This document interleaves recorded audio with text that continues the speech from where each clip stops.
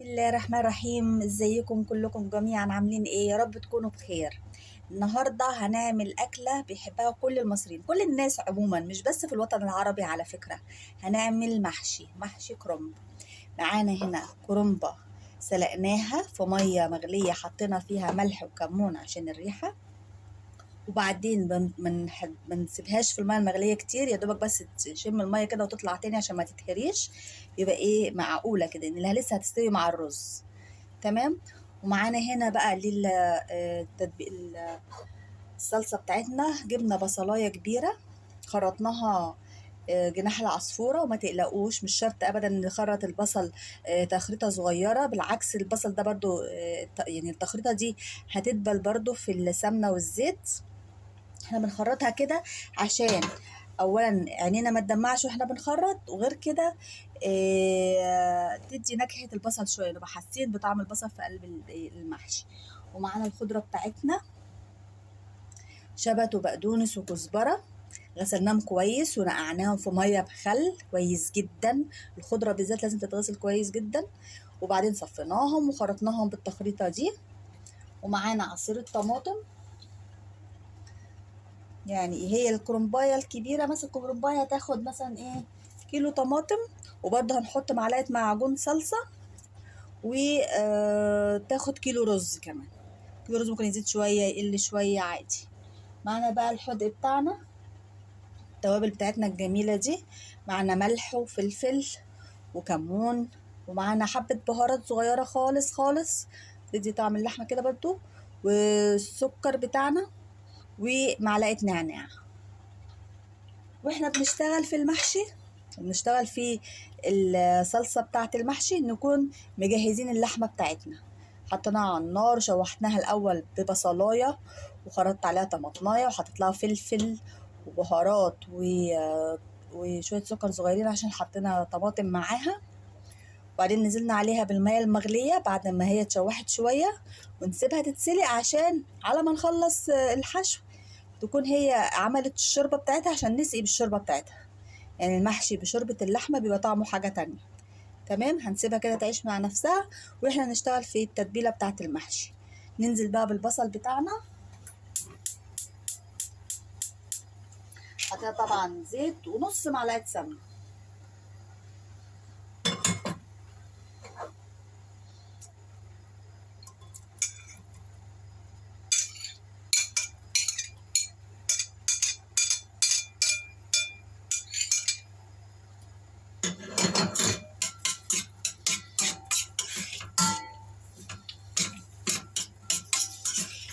نفكها كده البصلايه من بعضها، وخرطنا اللي هو جناح العصفورة ده.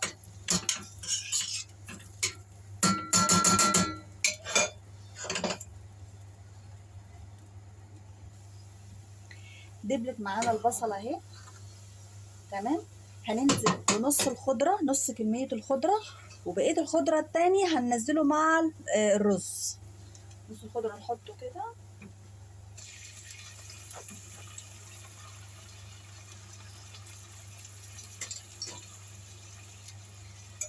ونقلب كويس،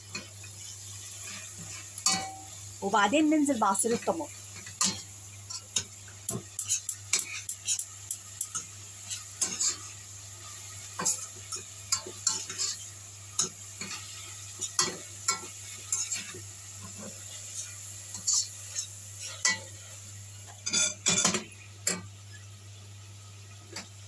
ننزل بالطماطم، بسم الله الرحمن الرحيم.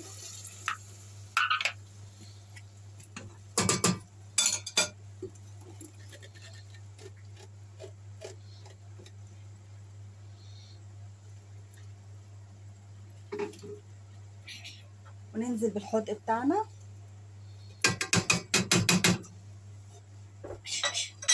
وما ننساش فص الثوم. في ناس بتحب تحطه، في ناس ما بتحبش، بس هو بيدي طعم ظريف. هو فص واحد بس كفايه. هنجيب دلوقتي فص الثوم مهروس ونحطه معاها، ونسيبها تتسبك كده مع نفسها، وبعدين نحط معجون الطماطم.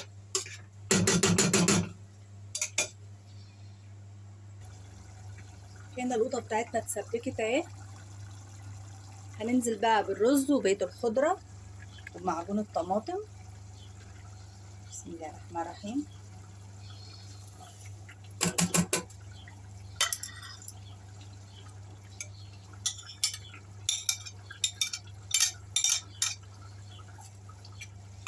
هغسل بقيه الرز وارجع لكم تاني.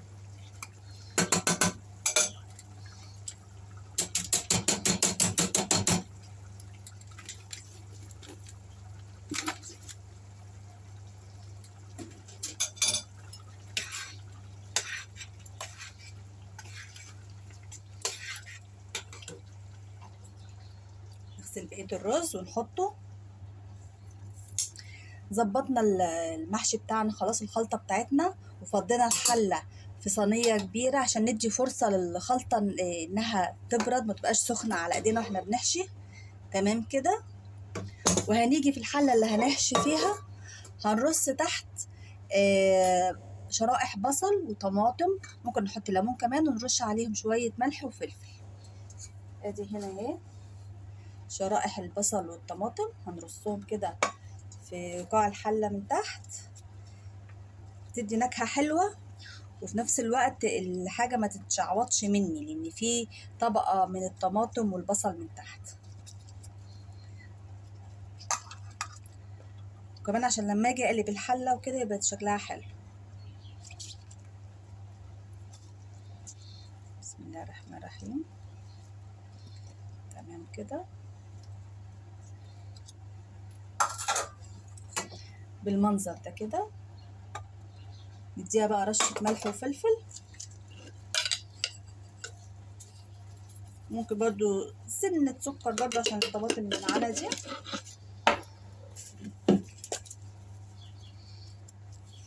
والخلطه ممكن نحط عليها سنه شطه برضو، بس انا بصراحه ما حطيتش عشان الاولاد عشان ما يغضبوش عليه.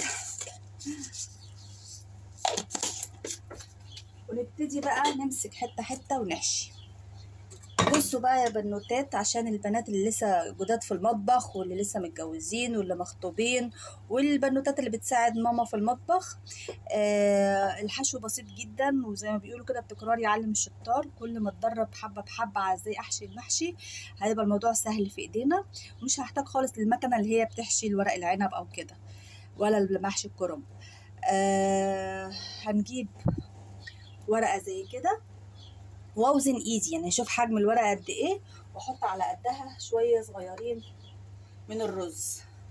ليه بقى؟ لان هو اصلا الرز لما يستوي حجمه هيزيد كويس. بايدين كده والف كده بصباعين دول، الثلاث صوابع دول الف كده بقى شكله انسيابي خالص اهو. ودايما وانا ببتدي احشي ابتدي في الطبقه الاولانيه، الطبقه الاولانيه اللي هي تحت خالص في الحله، اللي هي اخضر شويه، ده مش الاخضر قوي، اللي هو اخضر شويه ده. الاخضر قوي في ناس ما بتحبهوش. وبعدين اطلع طبقه بطبقه بقى اللي هو الايه الفاتح ده. تمام كده. وصلت المعلومه؟ شفتوا الحشو سهل ازاي، مش محتاج مكنه ولا حاجه. نعمل واحده كمان.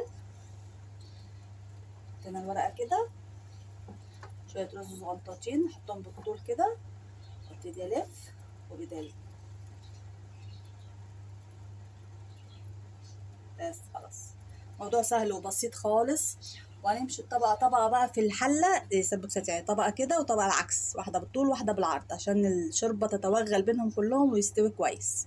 لما نيجي نسقي شوربه بقى مش هنغطي المحشي شوربه، لا، لغايه نص الحله. هنملى الشوربه لغايه نص الحله كده. تمام. هوريكم بعد ما نخلص ايه الحشو هنحشيه نرجع لكم تاني. بتاعنا الشوربه يعني مش هنقول نص الحله، خليها 3/4 الحله. تمام. طيب النار بقى نظبطها ازاي؟ النار تبقى عاليه في الاول، يا دوبك يغلي حلو، وبعدين نوطي عليها. مش نوطي عليها قوي تبقى شامعه، لا، يعني تبقى وسط بين الضعيفه قوي وبين العاليه. تغلي كويس، نديها قيمه 3 دقايق غليان، وبعدين نرجع نوطي عليها. دي الحله التانية. نيجي بقى الحله الاولى، استوت وبقت جميله خالص، وغرفنا منها الطبق الجميل ده. طبق محشي بقى يعني هيبهر ضيوفك وهيبهر ولادك. يعني بصراحه محشي الكرنب ده بينخش في الدماغ. احلى اكله ممكن تقدميها خصوصا في الشتاء، كمان بيدفي وجميل جدا. بالهنا والشفا. ومش ناسيه والله الحلقه اللي هعملها لكم اللي نتعلم فيها ازاي بنعمل الورده دي، وازاي بنعمل الورده اللي من الخيار والجزر برضه. وبألف هنا وشفا، ومتنسوش تدعمونا. مع ألف سلامة.